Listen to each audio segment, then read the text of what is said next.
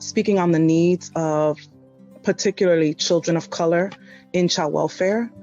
I think that right now there's a big movement on racial equity and diversity, and are we being racially responsive to the needs of children, particularly Black children and Latino children and Indigenous children who are disproportionately placed in child welfare longer and disproportionately do not return home to their parents at a much higher rate than white children. And so for me, what we need to push the work forward is for leaders in child welfare to continue to have hard conversations, crucial conversations about what we need to do differently to support not just children, but families as well.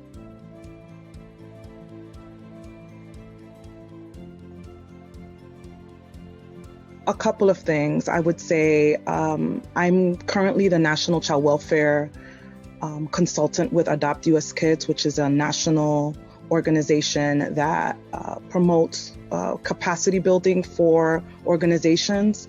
I think landing that position has been one of the highlights of my career. I also think I completed a minority in development and leadership program through Adopt US Kids a couple of years ago. And graduating from that fellowship was huge for me because it was actually, I've been in my field for over 20 years, but it was actually the first time that I was developed as a leader of color. And I think having more programs like that really will help our field and our industry as a whole.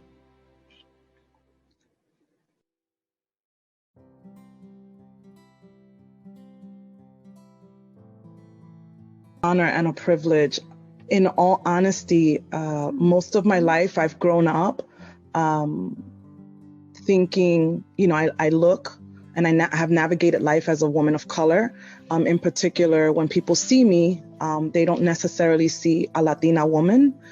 So as a Dominican, an Afro-Dominican, Afro-Latina, to be not only chosen as a top leader for my work in child welfare, but in particular that it came from my people, people who look like me, who have navigated spaces that weren't created for us in leadership like me.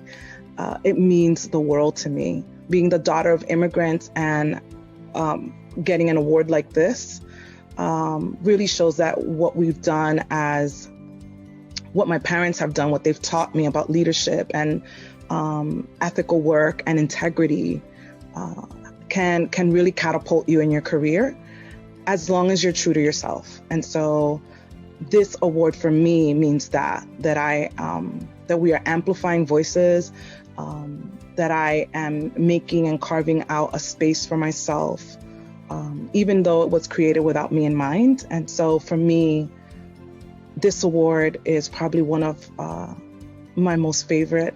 And I was debating whether I'd give it to my mom or I'd keep it, and I think I'm going to keep it.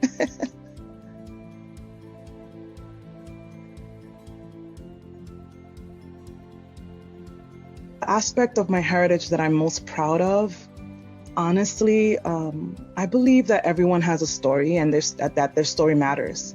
And I think one of the reasons I think I'm so passionate about people's stories and autobiographies and documentaries is because I often think about my parents. I am most proud of them and the sacrifices that they made for us to be in America, the struggles that they did to working in factories, going to college, learning a new language, all of those things that they did while they were our parents taught me grit. It taught me to really see what grit looks like. And it taught me to always remember that as I move up, I need to bring people with me and not forget who my people are. And so for me, those are the things that I really carry with me in regards to our heritage. Being Dominican is has always been a sense of pride for me.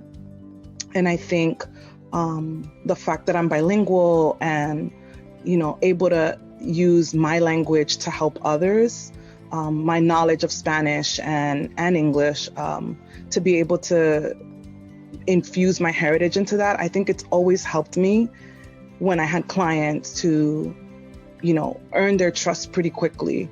And so for me, those are the pieces of my heritage that I believe I'll carry with me.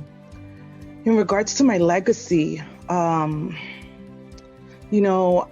believe my legacy is really in two parts. One is the work I leave behind, right? So as I'm a national child welfare consultant now, a big part of my work is to create webinars and tools and workbooks that other organizations, states, tribes can utilize to grow and build good systems that represent all people.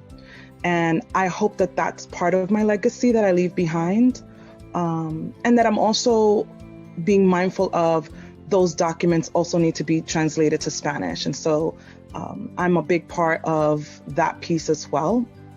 And at the same time, I also am keenly aware.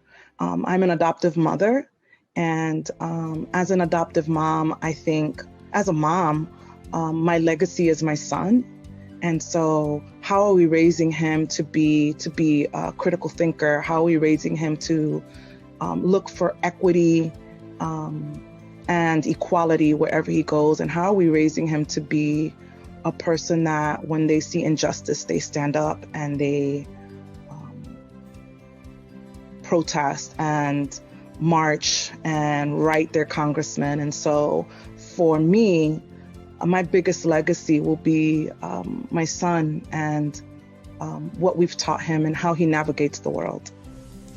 The National Diversity Council introduces the Legacy Leaders video series. We congratulate and recognize the accomplishments of our 2021 Latino Leader awardees. Join us weekly as we lead together and celebrate core values, accomplishments, and traditions. Also, be sure to register for this year's National Latino Leadership Conference, which will take place virtually September 14th and 15th. We